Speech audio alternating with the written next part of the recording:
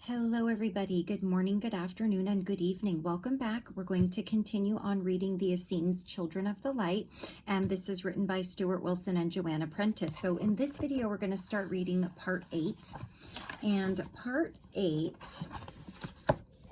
is titled New Perspectives. And in taking a quick peek at chapter 25, which is titled Mary Magdalene, this is not a super duper long chapter, so I'm going to try to read chapter 25 and chapter 26, which chapter 26 is titled Jesus and Mary Magdalene. So yeah, we'll read those two together, and hopefully that won't take too long. I've been trying to not make some super duper long videos. I've been trying to break these up a little bit smaller for you guys, but I also don't want to take too long in getting through this book. So let's go ahead and get started. Part 8, New Perspectives. Pistis Sophia shows how the Magdalene, together with other women, such as the disciple Salome, constantly step forward to answer Jesus's questions with enormous enthusiasm, intelligence, and not a little one-upmanship. This does not go down too well with the men. This comes from a piece of a book, an excerpt from a book by Lynn Pickett. It's called Mary Magdalene, Christianity's Hidden Goddess. And we do learn quite a bit about the disciples' feelings for Mary Magdalene, including some of the Essenes' feelings of inferiority, feeling like a woman should not have such a high place next to Jesus. They very much struggled with this. And we learn so much about the women in Jesus's life that played such huge roles in his life. So if you want to learn more about that, I highly suggest reading or listening to Power of the Magdalene. Yes, we talk a lot about Mary Magdalene, but we also learn some really amazing truths and information about the female disciples, which, as many of you know, are all but erased from the Bible, other than a brief mention of Mary Magdalene and some mentions of his mother throughout. That book just completely focuses on the women, on the female divine aspect of these women, what their roles were, and how very important they were to Jesus's time here on earth and with his mission overall, leading up to today and beyond, really. So chapter 25, Mary Magdalene. We had noticed that Mary Magdalene was referred to as a member of the core group, and I was able to ask Daniel more about her. Joanna, was Mary Magdalene really a member of the core group? Daniel indignantly says, of course she was. Why should she not be? Mary was a high being, an advanced being, but she was much misunderstood. Her difficulty was that she had gained much experience and training in Egypt. She had been a priestess of Isis, and that was a problem for some of the more narrow-minded ones who gathered themselves around Jesus. Indeed, that would have damned her in the eyes of the most conventional Jews. For us, it was not an issue. We had great respect for the Isis tradition in Egypt.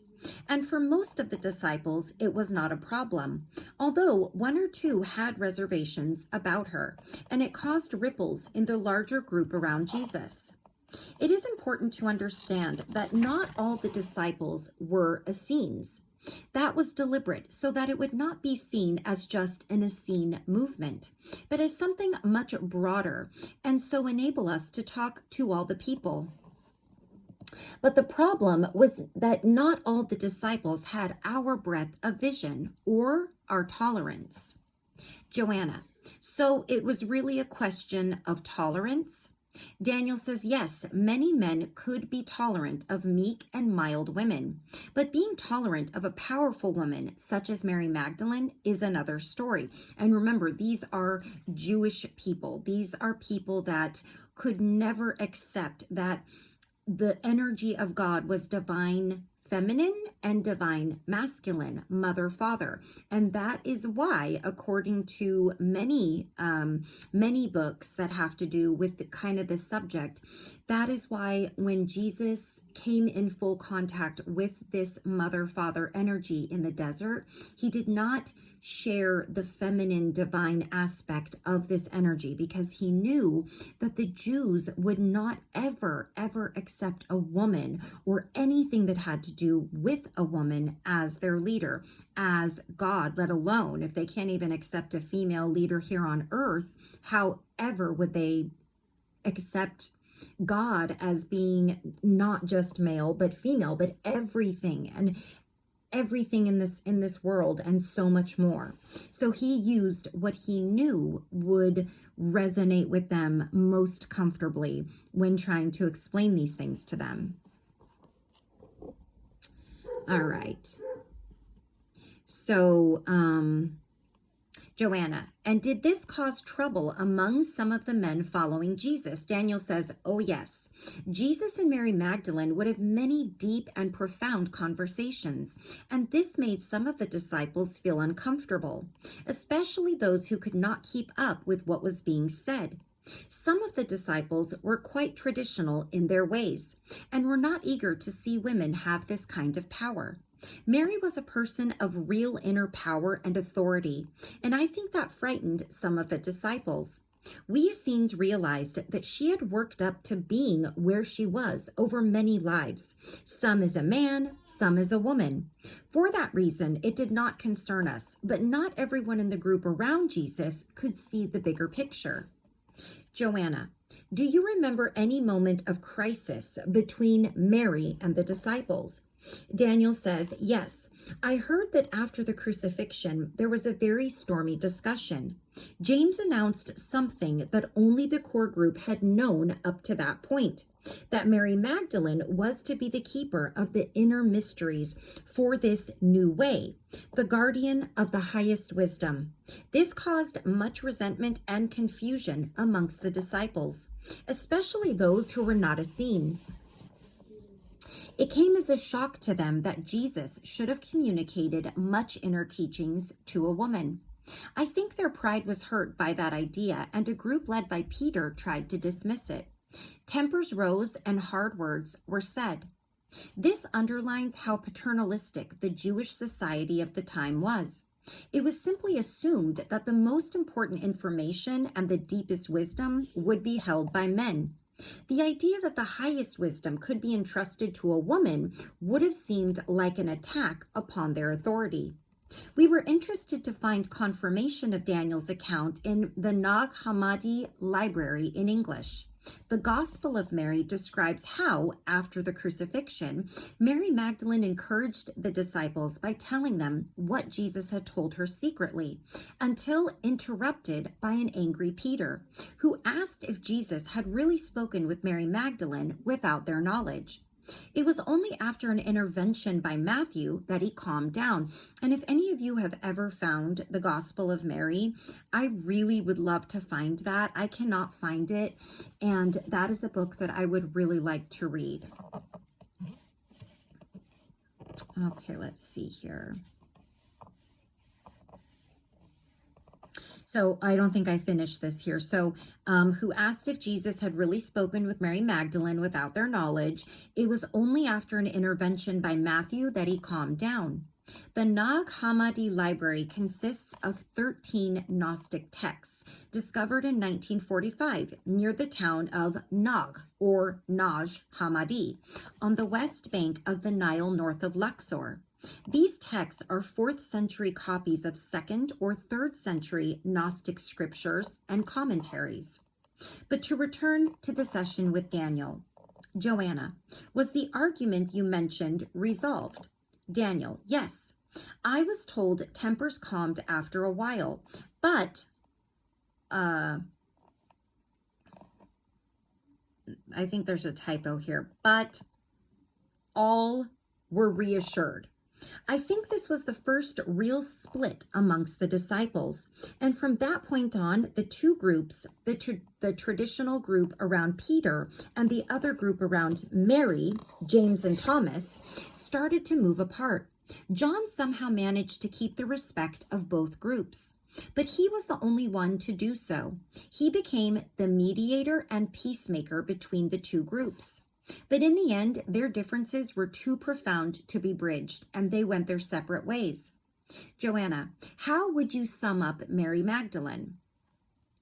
Daniel, Mary was a person of great virtue and authority, gained through many lives. She was like a priestess, a person of great intensity. We Essenes recognized her power and her lineage. We recognized what she had achieved. Not all ones did so. Some were very ready to dismiss her, especially when they heard of her connections with Egypt. Joanna, were there other female disciples of Jesus apart from Mary Magdalene? Daniel, yes. Mary, his mother, was a disciple, as were Martha and Salome. And there were others, such as Claire, the sister of Jesus, who would have spent more time with him as disciples if their other duties had allowed this. Joanna, I'm afraid that all these women disciples have been written out of the accounts of Jesus's life that have come down to us. And Daniel says, that does not surprise me. Much resentment was stirred up against them by the more conventional male followers of Jesus. I could see Jesus working to restore the balance within the disciples in favor of feminine wisdom, but he had a difficult task. The reference to Claire also intrigued me. She too has been written out of the Bible story, and I wanted to know more about her. And if you want to know more about her, there is more in Power of the Magdalene. Joanna, tell me about Claire. Did you see her many times during your life? Daniel says only a few times. She lived in another community, but we would meet when she was traveling with Joseph, or sometimes when she traveled with Jesus as he went from village to village. I remember she had intense eyes, which flashed when anything annoyed her. She was already a renowned healer when she was only 16 or 17. Jesus had a strong link with her, and they could work together in healing without the need for speech, as they were in such harmony with one another. Claire had a perfect balance between joy and seriousness, between playfulness and a sense of the sacred. She could tell stories and parables almost as well as Jesus, and the depth of her wisdom and compassion was very moving. I have watched Claire and Mary Magdalene talk to a group of people, and together they were like two stars, perfect and bright in the heavens. And in speaking with Claire in Power of the Magdalene, we learn that Mary Magdalene was very much one of her teachers, and they had a very close relationship, and Claire loves Mary Magdalene so much. We were fascinated by Daniel's recollection of Claire, and we realized that Claire's perspective on these events would help to redress the imbalance in the accounts of that time. In most Christian texts, the events around Jesus have been reported from a male perspective, ignoring the existence of women disciples. This contrasts with Gnostic sources, which make it quite clear that Mary Magdalene held a leading position among the disciples of Jesus. Perhaps it is time that justice was done and the contribution made by the female disciples was acknowledged. All right, and now we go to chapter 26, Jesus and Mary Magdalene. I still had the feeling that there was more to the relationship of Jesus and Mary Magdalene than had emerged so far, and in a later session, I returned to this subject. Joanna, so Mary Magdalene's relationship to Jesus was a very close one, something that went beyond his relationship to any of the other disciples? Daniel says, yes, that is true. Mary understood the kingdom of heaven better than any of the other disciples. Far better, in fact, for the only one who remotely approached her in understanding was John. He knew how advanced Mary Magdalene was and was glad to have her counsel. The more conventional disciples, however, were too proud to ask Mary for advice. And this just goes to show that the disciples were still very much human. They were still two different levels, very much attached to their ego and to their pride, and very set in the ways that have ruled Judaism for centuries. So it really does kind of make sense that in questioning what exactly is in the Bible and in questioning how correct, true, and valid a lot of the information is, that's part of the reason that I question it, because there still was a lot of jealousy. There was a lot of issues with taking anything that a female had to say. And imagine how different the Bible would be if they were comfortable taking counsel and sharing the stories of the female disciples and Mary Magdalene. Imagine how different that might be. It wasn't to be so, obviously, but I like to think about what the difference in the world would be had the Bible been written, in my opinion, with much more truth in it than it is. All right. Because Mary's heart was closer to the kingdom of heaven than any other disciple, she was inevitably closer also to Jesus. Although Jesus was far beyond any of us, yet I saw that Mary Magdalene was more his equal than we were. Of course, both the masculine and feminine energies are aspects of the greater divine energies. And as Essenes, we knew the symbolism of the father and the mother very well. Yet I could sense that there was some even deeper mystery in their relationship, a mystery that went beyond my understanding. When they were together within one of the inner groups, there were moments when great energies seemed to focus through them, giving even the simplest movement a special power and grace. I find it difficult to describe this effect, for it was so subtle. I can only say it was like watching the mysteries unfold, like a flower opening, or the performance of some ancient and sacred dance. Joanna, and this only happened in the inner groups? Daniel says, yes, the groups when only the disciples and some Essenes were present. Those were special times, and I treasured them. I watched Jesus and Mary Magdalene closely at these times, for they seemed so much at the center of things, and the more I saw them together, the more I marveled at this deep mystery. Comment by Stuart. The authors Timothy Frake and Peter Gandy may be able to cast some light upon this mystery. In their book, Jesus and the Goddess, they speak of Sophia, the spirit of wisdom, becoming lost in the world through the process of incarnating upon earth. In this perception, Mary Magdalene symbolizes the fallen Sophia, lost in ignorance, being awakened and redeemed by consciousness, symbolized by Jesus. Sophia can also represent the seed of the spirit, the individual soul forgetting its own true nature as it experiences the chaos and confusion of the world. Seen in this context, the relationship of Jesus and Mary Magdalene is revealed as an allegory of consciousness awakening the sleeping soul, a profound myth of archetypal power.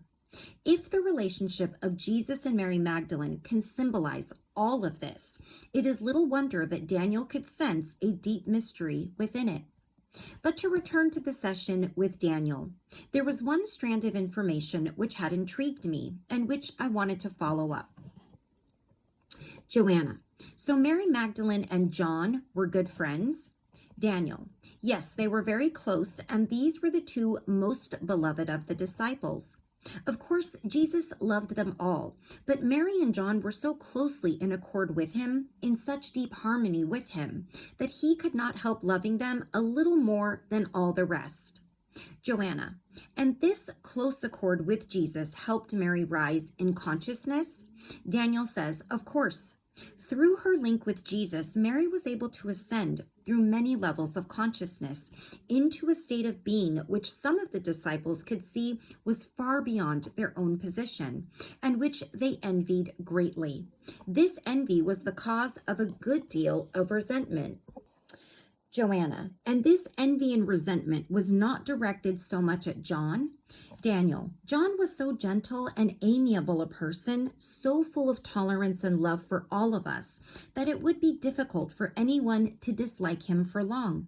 And being a man, I suppose that protected him a little, whereas Mary was an easier target for that envy. Joanna, and Mary taught the disciples, or at least those disciples who would listen to her. Daniel, yes, especially when Jesus was away, for he often took time on his own to commune with the Spirit in quiet places. Mary was in truth the supreme disciple who became the teacher of teachers, for she understood the path to the light so well, capital L. She came into her own after the crucifixion. Many of the followers of Jesus turned to her. Some were too proud or stubborn to listen to Mary, but I think that was their loss. Comment by Stuart. Curiously enough, the assertion that Mary Magdalene was the teacher of teachers is not denied by the Roman Catholic Church. Within Catholic tradition, she is accorded the title of Apostola Apostolorum, which means the apostle to the apostles. That's funny. I was raised Roman Catholic, and I do not recall, and I went to a Catholic school. Maybe I've blocked this out, but I do not recall Mary Magdalene ever being talked about. Maybe it's mentioned, but it's definitely not a main focus of their religion, as many of you may know. Clearly, the relationship of Mary Magdalene and Jesus is much more esoteric and profound than conventional accounts would suggest. There are other implications here too.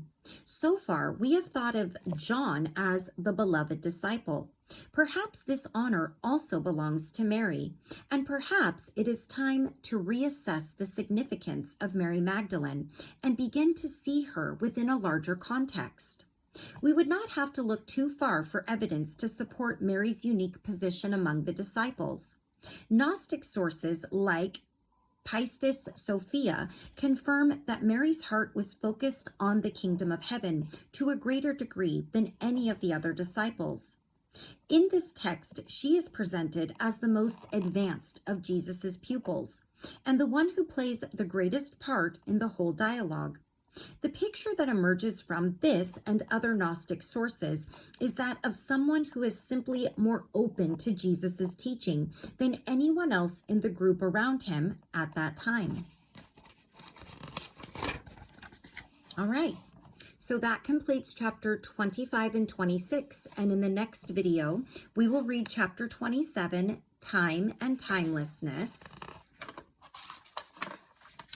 And that actually completes this part of the book. I didn't realize we only had one part left, but it's about 5 pages long. So the next video will just be pretty short. I will probably make one back to back with this one. If I add this one on, we'll be going into probably more the 40-minute mark, somewhere around there. So I will leave these two together. I will post this one separately, and then we will start on part 9, titled The Truth Within. So thank you all very much for joining me. I love you all so very much. I hope that you're all having a blessed holiday season, whatever it is that you celebrate or don't, whatever it is you believe or don't. I hope that you are staying in a place of gratitude and you know just how blessed you are and that you are exactly where you are meant to be right at this moment. Don't forget that. So I love you all very much. And until I see you again, take care of you and take care of those around you. Bye-bye until next time.